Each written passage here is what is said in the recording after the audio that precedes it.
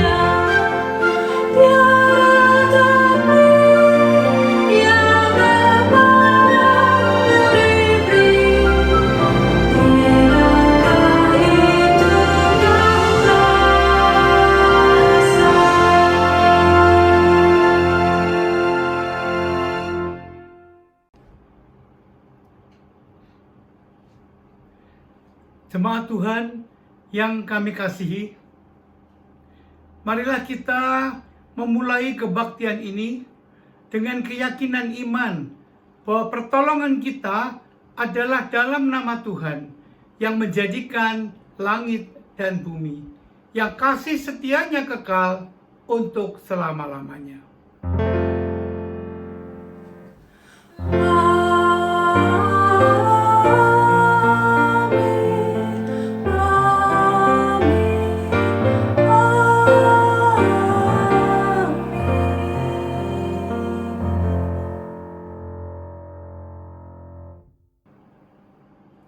Damai Tuhan beserta saudara. Dan menyertai saudara juga. Jemaat Tuhan,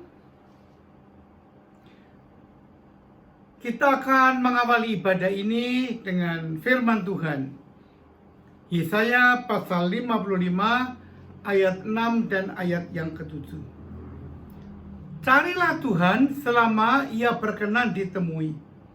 Berserulah kepadanya selama ia dekat.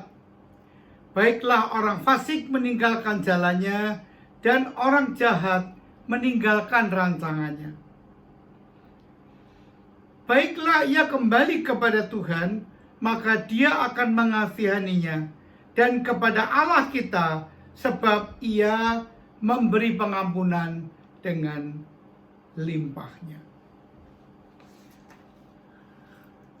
Dalam kebaktian kita pada hari ini, kita akan memusatkan perhatian kita pada tema khotbah ketabahan dalam berharap yang diambil dari Markus pasal 7 ayat 24 sampai dengan ayat yang ke-37.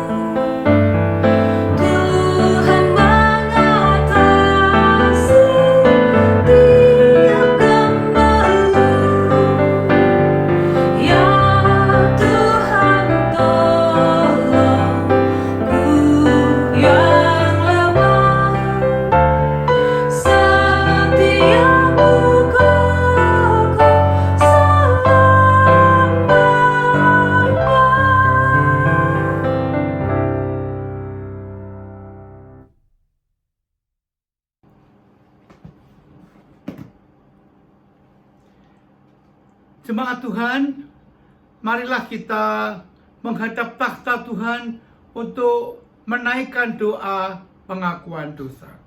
Mari kita berdoa. Kami menghadap takhta-Mu yang kudus ya Tuhan, karena di hadapan-Mu kami merasa tidak layak. Kami adalah orang-orang yang penuh dengan kesalahan dan dosa, yang penuh dengan pelanggaran akan firman Tuhan. Karena itu kami mohon kiranya Tuhan berkenan untuk mengampuni segala kesalahan dan dosa-dosa kami. Tolonglah kami ya Tuhan, kuduskanlah hidup kami, dan jadikanlah kami anak-anak yang setia kepada firman-Mu. Tuhan, berikan kemampuan kepada kami, Roh-Mu yang kudus menuntun kami, agar kami bisa hidup baru seturut dengan firman-Mu. Kami serahkan doa kami ini di dalam nama Tuhan Yesus Kristus. Amin.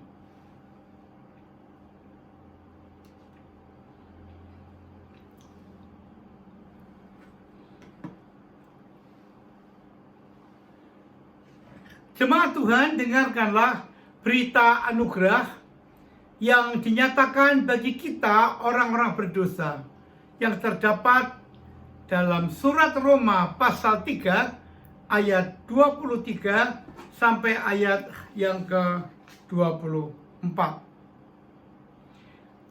Karena semua orang telah berbuat dosa dan telah kehilangan kemuliaan Allah, dan oleh kasih karunia telah dibenarkan dengan cuma-cuma karena penebusan Kristus Yesus. Demikianlah berita anugerah dari Tuhan. Syukur kepada Allah.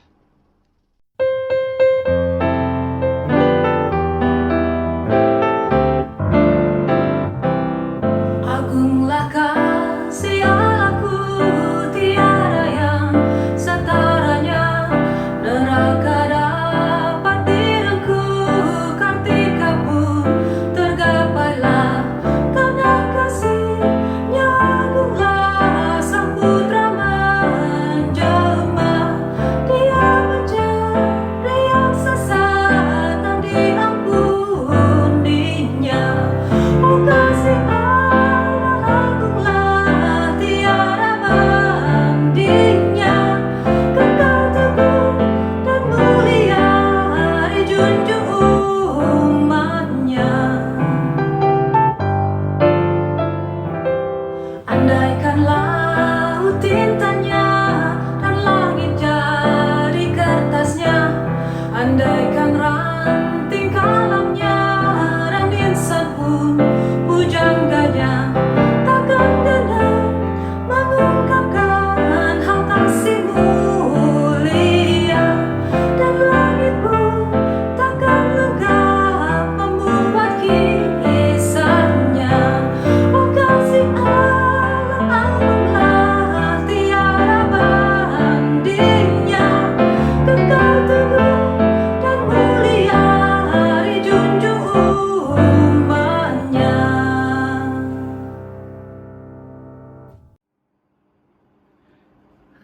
Saudara-saudara yang kami kasihi, sebentar lagi kita akan membaca Alkitab dan merenungkan firman Tuhan. Marilah sebelumnya kita berdoa, kita mohon pimpinan Tuhan agar firman-Nya bekerja di dalam hati kita. Mari kita berdoa. Kembali kami menghadap tahta-Mu yang kudus ya Tuhan. Kami mohon kiranya Tuhan menyertai bila sebentar kami akan membaca Alkitab dan merenungkan firman-Mu. Karena kami adalah manusia yang terbatas. Kemampuan kami, pikiran kami, perasaan kami, semuanya terbatas.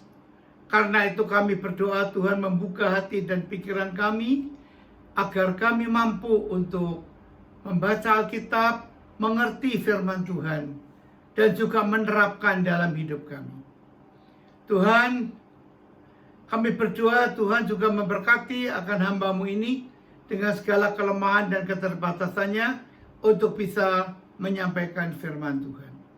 Bersabdalah kepada kami, karena kami telah siap untuk mendengarkan dan melaksanakannya. Kami berdoa di dalam nama Tuhan Yesus Kristus. Amin.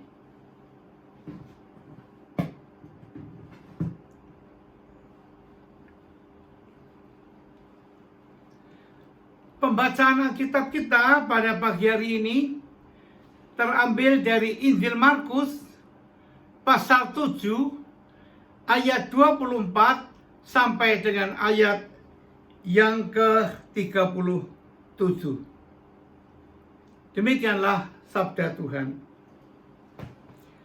Lalu Yesus berangkat dari situ dan pergi ke daerah Tirus. Ia masuk ke sebuah rumah dan tidak mau bahwa ada orang yang mengetahuinya, tetapi kedatangannya tidak dapat dirahasiakan. Malah seorang ibu yang anaknya perempuan kerasukan roh jahat segera mendengar tentang dia, lalu datang dan tersungkur di depan kakinya. Perempuan itu seorang Yunani, bangsa Siro-Fenisia. Ia memohon kepada Yesus untuk mengusir setan itu dari anaknya. Lalu Yesus berkata kepadanya, "Biarlah anak-anak kenyang dahulu, sebab tidak patut mengambil roti yang disediakan bagi anak-anak dan melemparkannya kepada anjing." Tetapi perempuan itu menjawab, "Benar Tuhan, tetapi anjing yang di bawah meja juga makan remah-remah yang dijatuhkan anak-anak." Maka kata Yesus kepada perempuan itu, "Karena kata-katamu itu, pergilah sekarang, sebab setan itu sudah keluar dari anakmu." Perempuan itu pulang ke rumahnya, lalu didapatinya anak itu berbaring di tempat tidur, sedang setan itu sudah keluar. Kemudian Yesus meninggalkan pula daerah Tirus dan dengan melalui Sidon pergi ke Danau Galilea di tengah-tengah daerah Dekapolis.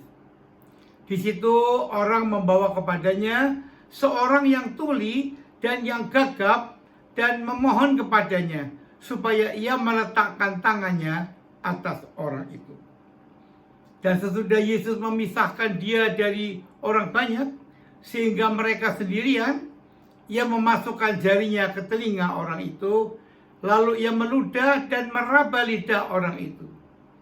Kemudian sambil menengadah ke langit, Yesus menarik nafas dan berkata kepadanya, "Ephata," artinya terbukalah. Maka terbukalah telinga orang itu, dan seketika itu terlepas pula lah pengikat lidahnya. Lalu ia berkata-kata dengan baik. Yesus berpesan kepada orang-orang yang ada di situ supaya jangan menceritakannya kepada siapapun juga. Tetapi makin dilarangnya, makin luas mereka memberitakannya. Mereka takjub dan tercengang dan berkata, "Ia menjadikan segala-galanya baik. Yang tuli dijadikannya mendengar, yang bisu dijadikannya berkata-kata." Demikianlah Injil Yesus Kristus. Yang berbahagia adalah mereka yang mendengarkan firman Allah dan yang memeliharanya. Haleluya. Haleluya, haleluya, haleluya.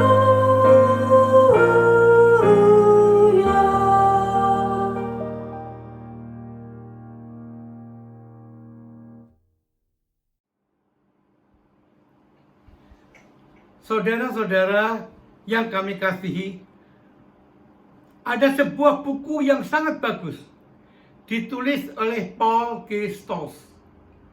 Buku ini sudah diterjemahkan ke dalam bahasa Indonesia. Judulnya Adversity Quotient, mengubah hambatan menjadi peluang. Buku ini aslinya ditulis dalam bahasa Inggris, berjudul Adversity Quotient, Turning Obstacles into Opportunities. Buku ini memperkenalkan sebuah konsep yang disebut dengan Adversity Quotient. Mungkin saudara-saudara pernah mendengarnya. Apakah yang dimaksud dengan Adversity Quotient itu? Adversity Quotient disingkat AQ adalah kecerdasan daya bertahan atau ketahanan seseorang. Dulu dikatakan bahwa untuk mencapai kesuksesan dibutuhkan kecerdasan intelektual atau IQ yang lebih tinggi. Jadi kalau orang mau sukses perlu IQ yang tinggi. Kemudian muncul konsep baru. Untuk bisa sukses diperlukan kecerdasan emosional atau EQ yang tinggi. Setelah itu ada konsep baru lagi, yaitu untuk bisa sukses dibutuhkan kecerdasan spiritual yang tinggi, SQ. Namun dengan penelitian-penelitian terbaru, riset-riset yang terbaru, ternyata ditemukan bahwa kesuksesan itu ditentukan oleh AQ atau Adversity Quotient atau kecerdasan daya tahan orang dalam menghadapi situasi yang sulit. Orang akan sukses kalau dia mampu bertahan dan akan gagal kalau dia menyerah kalah. Dalam bukunya, Stoltz menceritakan sebuah pengalaman, kisah yang mencekam dan menarik, saudara-saudara. Ditulis di sana pada hari Jumat tanggal 10 Mei 1996, ada 31 pendaki dari 5 kelompok ekspedisi yang mencapai puncak Gunung Everest. Tiba-tiba sebuah badai ganas menerpa, menghempaskan para pendaki tersebut. Dalam beberapa jam, beberapa di antara mereka mungkin akan tetap hidup, sementara yang lainnya akan mati. Di antara mereka terdapat Doc Hansen, seorang pegawai pos dari Renton, Washington. Ketika badai itu menerpa, Hansen merebahkan dirinya. Sebenarnya sangatlah berbahaya untuk merebahkan diri dalam situasi seperti itu. Sangat sedikit yang bisa bangkit kembali. Akhirnya, suatu saat dalam malam yang beku, Hansen menyerah dan ia meninggal. Waktu itu Hansen tidak sendirian dalam menghadapi kondisi di gunung yang sulit itu. Di rute lain yang menuju puncak Everest, seorang pendaki lain bernama Beck Weathers juga jatuh pingsan di salju.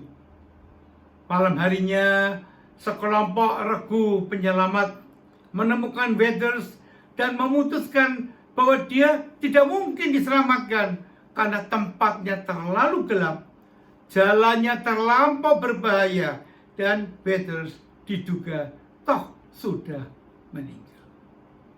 Namun beberapa jam kemudian, jauh di dalam dirinya, Weathers merasakan sesuatu yang kemudian dapat menyelamatkannya dari ajalnya di neraka es itu dan membangkitkan dirinya untuk menghadapi situasi yang sangat buruk. Menurut Newsweek, Weathers melaporkan, "Saya terlentang di es.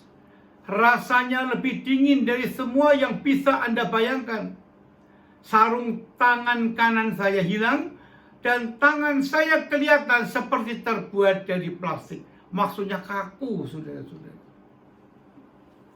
Sebenarnya Weathers mempunyai banyak alasan untuk menyerah seperti temannya tadi. Dia telah menghadapi gunung es itu dan kalah karena badai begitu besar. Dia kekurangan bekal, kehilangan timnya, tidak punya tempat berteduh, dan tidak ada kemungkinan untuk bertahan hidup. Namun, karena ia dihadapkan pada kematian, sesuatu dalam diri Weathers terpicu untuk mengalahkan gunung tersebut yang lebih besar dari yang pernah dihadapi sebelumnya. Dengan tubuh beku, lelah, sendirian, dan setengah hidup, Weathers merasa harus bergerak, berdiri, dan menempuh kembali perjalanan yang berbahagia menuju kemah induk. Sebuah perasaan yang sangat mendalam menggugahnya untuk bertindak. Saat terlentang di salju itu, katanya, saya bisa melihat wajah istri dan anak-anak saya dengan sangat jelas. Saya membayangkan bahwa saya masih punya 3 atau 4 jam lagi untuk bisa hidup. Sehingga saya mulai berjalan. Beberapa jam berikutnya terasa seperti berabad-abad lamanya. Mengetahui bahwa beristirahat berarti mati, dia pun terus berjalan. Hari semakin terang, dan Weathers memandang sesuatu yang tampak seperti sebuah batu biru. Dia beruntung, benda itu adalah sebuah tenda. Timnya lalu membawa Weathers ke dalam. Pakaiannya sudah kaku, terbalut es, sehingga mereka terpaksa memotongnya. Mereka meletakkan sebuah botol berisi air panas ke dadanya dan memberinya oksigen. Tak seorang pun menduga Weathers akan selamat. Situasi buruk yang ditimbulkan oleh badai itu telah mengakibatkan beberapa orang yang memiliki kecakapan yang lebih hebat. Bahkan para pemandu pendaki gunung yang terkenal di dunia seperti Scott Fisher pun bisa mati. Tetapi Weathers yang mampu bertahan dalam situasi semacam itu akhirnya hidup, sementara banyak yang lainnya tewas. Ternyata, saudara-saudara, bertahan dan tidak menyerah dalam keadaan yang sulit bisa membawa orang pada keberhasilan. Inilah yang kemudian dikemukakan dalam konsep adversity quotient. Sekarang bagaimana kalau konsep ini diterapkan dalam pengalaman perempuan Syro-Fenisia seperti yang dikisahkan dalam bacaan Alkitab kita tadi? Saudara-saudara yang kami kasih, bacaan Alkitab dan tema khotbah kita pagi ini membicarakan tentang ketabahan dalam berharap. Dalam kondisi hidup yang sulit, kita tidak boleh berputus asa dan menyerah pada keadaan. Firman Tuhan mengajar kita untuk tetap tabah dan berharap kepadanya. Bacaan Alkitab kita hari ini terambil dari Markus pasal 7 ayat 24 sampai 37. Ayat 24 sampai 30 membicarakan tentang perempuan Syro-Fenisia yang percaya. Sedang ayat 31 sampai 37 menyaksikan tentang Yesus yang menyembuhkan seorang tuli. Kedua perikop ini sebenarnya sama-sama membicarakan tentang penyembuhan yang Tuhan Yesus lakukan. Namun supaya lebih fokus kepada tema kita, khotbah ini hanya akan membahas perikop yang pertama. Dalam Markus 7 ayat 24 sampai 30 disaksikan Tuhan Yesus melakukan pelayanannya di daerah Tirus. Tirus adalah kota di Fenisia yang bukan daerah Israel. Penduduknya juga bukan orang Yahudi. Di sini kita melihat bahwa Tuhan Yesus tidak membeda-bedakan orang. Walaupun secara jasmania ia adalah orang Yahudi, namun pelayanannya terbuka bagi segala bangsa, termasuk bagi orang-orang yang berada di kota Tirus. Tuhan Yesus selalu masuk ke sebuah rumah dan tidak mau ada orang yang mengetahuinya. Tetapi kedatangan Tuhan Yesus ternyata tidak dapat dirahasiakan. Agaknya ia sudah terkenal pada waktu itu. Dan kedatangannya ke Tirus sudah diketahui oleh orang-orang yang berada di kota itu. Ketika ia berada di sana, datanglah seorang ibu yang anak perempuannya kerasukan roh jahat. Seperti apa keadaan anak perempuan yang kerasukan roh jahat itu memang tidak dijelaskan dalam perikop ini. Tetapi keadaan orang ini bisa saja menakutkan loh dan merepotkan orang lain. Sebagai contoh, pengalaman orang Gerasa yang kerasukan roh jahat pernah digambarkan penulis Injil Markus dalam Markus 5 ayat 2-5. Ini pada bagian yang lain. Orang ini dalam Markus pasal 5 tadi digambarkan diam di pekuburan dan tidak ada seorang pun yang sanggup mengikatnya, sekalipun dengan rantai. Bayangkan, karena sudah sering ia dibelenggu dan dirantai, tetapi rantainya diputuskannya dan belenggunya dimusnahkannya, sehingga tidak ada seorang pun yang cukup kuat untuk menjinakkannya.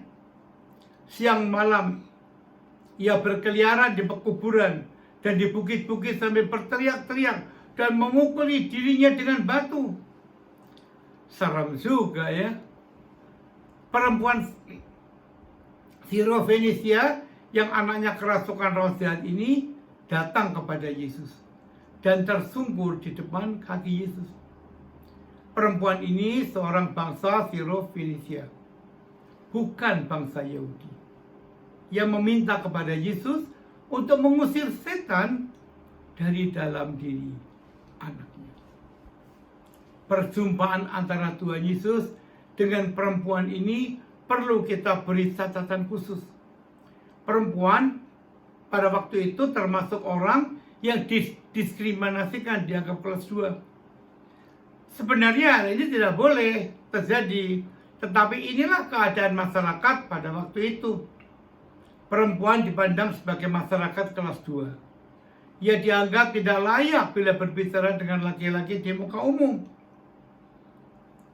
Di tengah-tengah suasana diskriminasi yang kuat pada waktu itu, apa yang dilakukan Yesus kepada perempuan ini? Pertama, Tuhan Yesus tidak menolak kedatangan perempuan Sirofenisia itu. Ia tidak membeda-bedakan orang yang datang kepadanya. Ia menerima perempuan itu, walaupun perempuan itu tidak termasuk umat Tuhan, bangsa Yahudi. Sikap Yesus ini tidak sama dengan sikap murid-muridnya.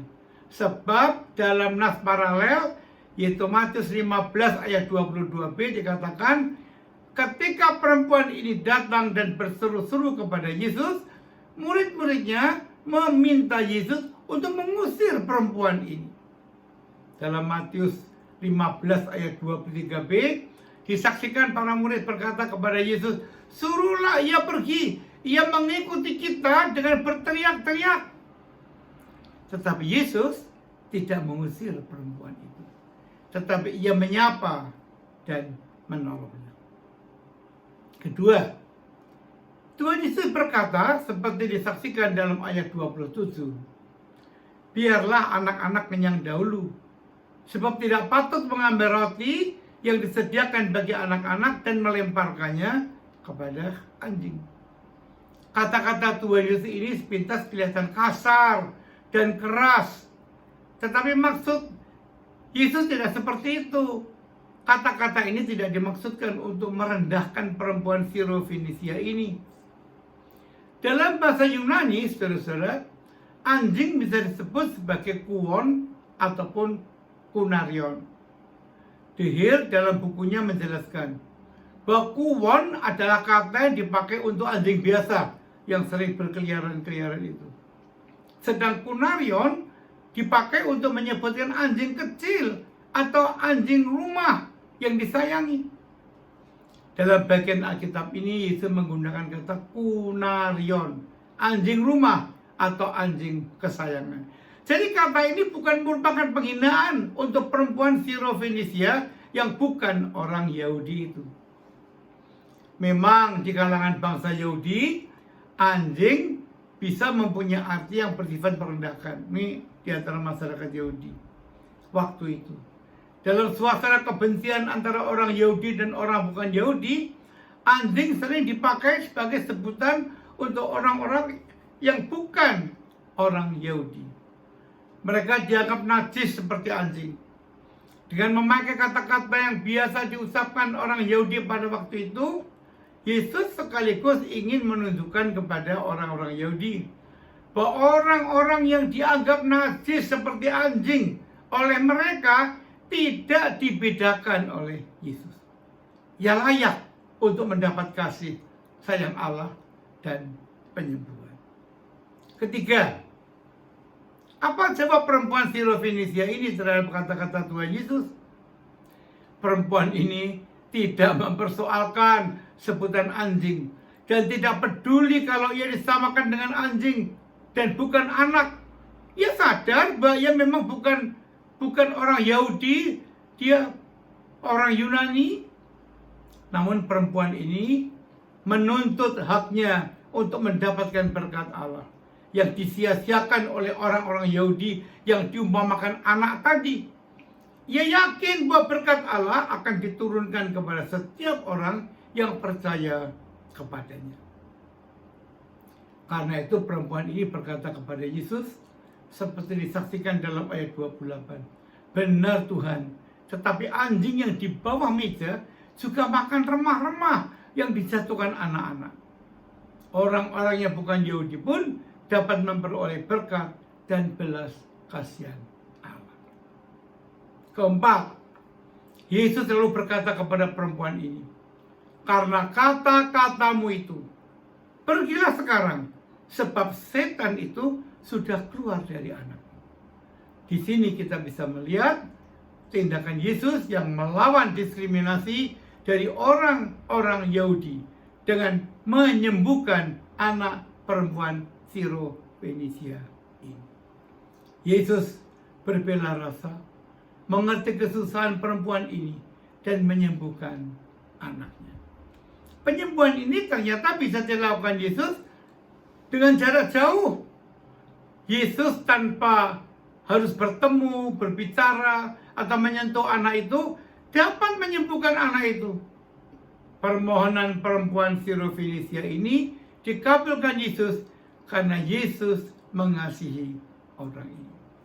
Orang ini datang kepada Yesus dengan tabah dan berharap seperti tema khotbah kita yang merendahkan diri dan penuh percaya kepadanya. Saudara-saudara yang kami kasih, kisah tentang perempuan Sirofenisia dalam Markus 7 ayat 24-30 ini mengajarkan beberapa hal yang sangat penting untuk kehidupan kita. Pertama, perempuan yang dikisahkan dalam perikop ini mengalami penderitaan karena anaknya kerasukan roh jahat. Keadaan anak yang kerasukan roh jahat ini memang tidak dijelaskan. Namun punya anak yang kerasukan roh jahat seperti ini tentu menyusahkan dan mendatangkan penderitaan yang besar. Coba kalau itu anak kita. Kedua, banyak orang yang mengalami penderitaan seperti perempuan ini, yang kecewa terus berputus asa. Ada yang tidak tabah, tidak punya pengharapan. Ada yang bahkan melakukan kekejaman, memasuk anaknya agar anaknya itu tidak bisa pergi kemana-mana dan tidak mengganggu orang di jalanan. Perbuatan semacam ini tentu tidak mendatangkan makna apa-apa, bahkan hanya akan berakhir dengan kegagalan. Ketiga, tema khotbah kita pagi ini mengajak kita untuk tabah dalam berharap, seperti yang dilakukan oleh perempuan Sirofenisia ini. Perempuan ini bukan orang Yahudi, begitu tabah dan senantiasa berharap pada Yesus. Imannya tidak tergoyah sedikit pun. Walaupun masyarakat Yahudi menomorduakan dirinya, ia juga tidak tersinggung dan tidak marah ketika ia disamakan dengan anjing. Keempat atau terakhir, dalam kehidupan kita sehari-hari, tidak jarang kita bisa juga mengalami berbagai situasi dan keadaan yang tidak menyenangkan, bahkan mendatangkan penderitaan. Di dunia ini masih ada berbagai tantangan, kesukaran, penyakit, kedugaan, kegagalan, dan sebagainya. Bagaimana kita harus menghadapi tantangan dan kesukaran itu? Menyerah? Tentu tidak. Firman Tuhan tidak mengajar kita untuk menyerah dan kalah begitu saja. Tetapi kita diajak untuk tetap berjuang, meminta pertolongan Tuhan. Kalau Tuhan di pihak kita, siapakah lawan kita? Tidak ada. Amin.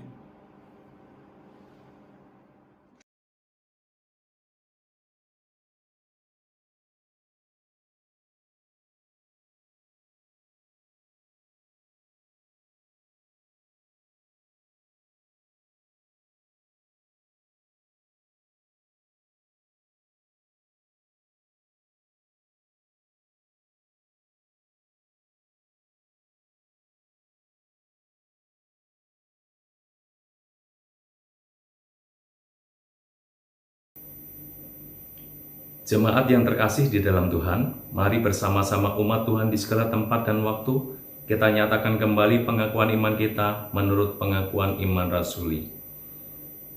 Aku percaya kepada Allah, Bapa yang Maha Kuasa, Khalik langit dan bumi, dan kepada Yesus Kristus, Anak yang tunggal Tuhan kita, yang dikandung daripada Roh Kudus, lahir dari anak darah Maria, yang menderita sengsara di bawah pemerintahan Pontius Pilatus, disalibkan, mati dan dikuburkan, turun dalam kerajaan maut. Pada hari yang ketiga, bangkit pula dari antara orang mati, naik ke surga, duduk sebelah kanan Allah, Bapa yang Maha Kuasa. Dan dari sana ia akan datang untuk menghakimi orang yang hidup dan yang mati. Aku percaya kepada Roh Kudus, gereja yang kudus dan am, persekutuan orang kudus, pengampunan dosa, kebangkitan orang mati, dan hidupnya kekal. Amin.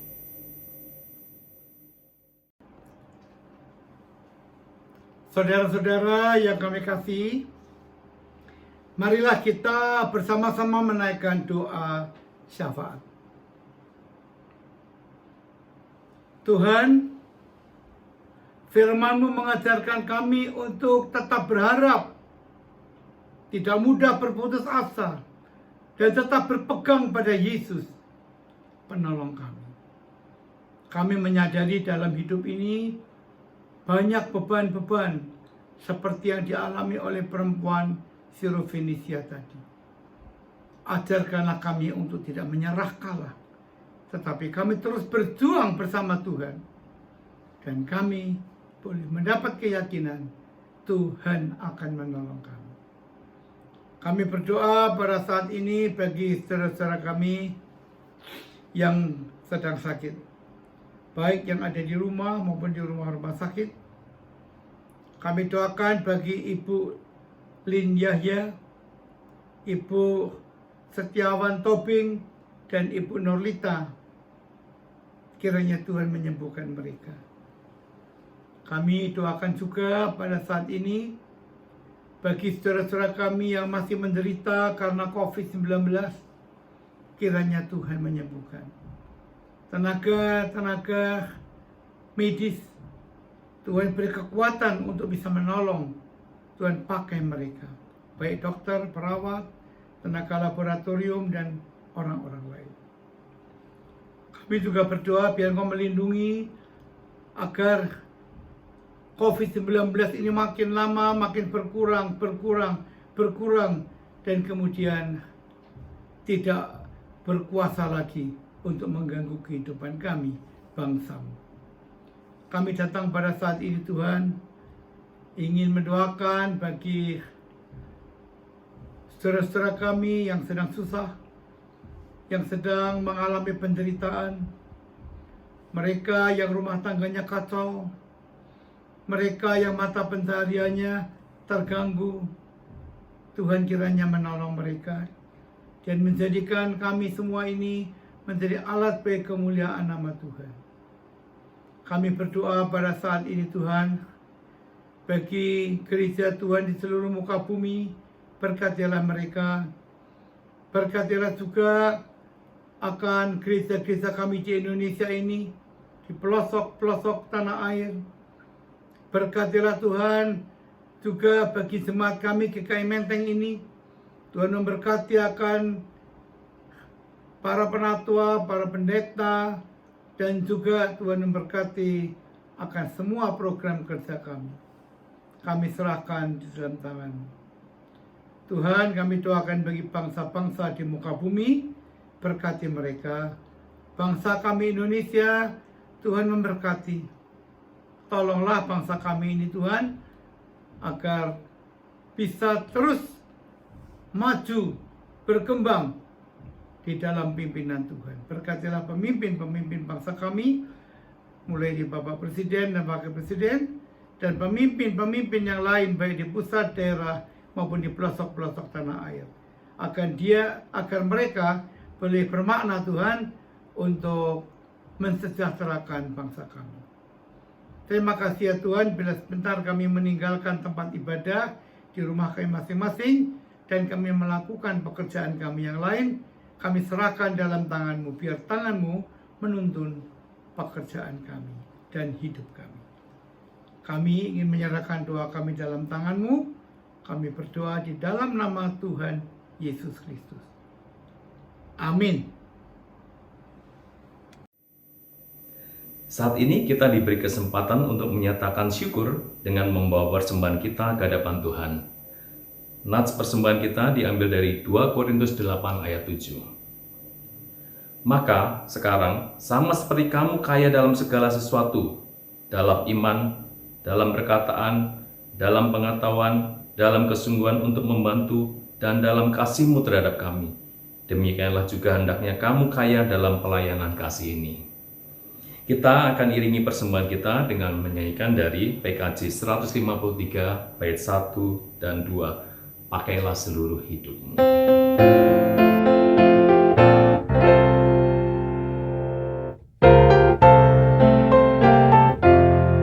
Pakailah seluruh hidupmu dalam ladang dunia. Tiap harta dan talentamu pergunakan baginya. Berkat Tuhan tersedia bagi orang yang meminta.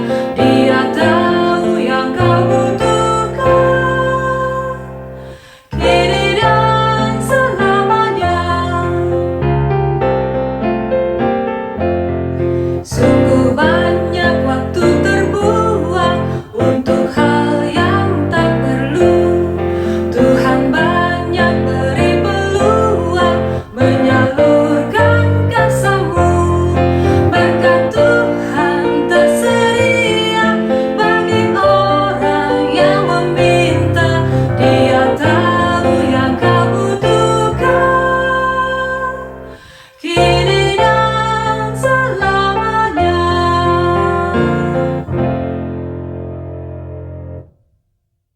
Jemaat yang terkasih, mari kita bawa persembahan kita di dalam doa. Mari kita berdoa.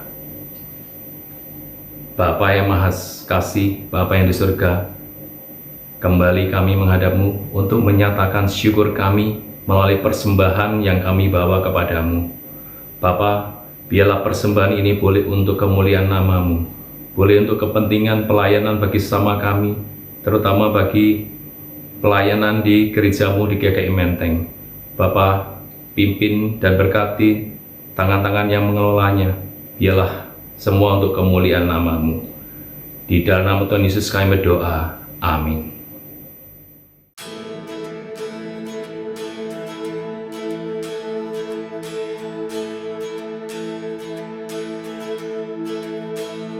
Aku tahu kan hari esok, namun langkahku tegak. Bukan surga ku harapkan, kan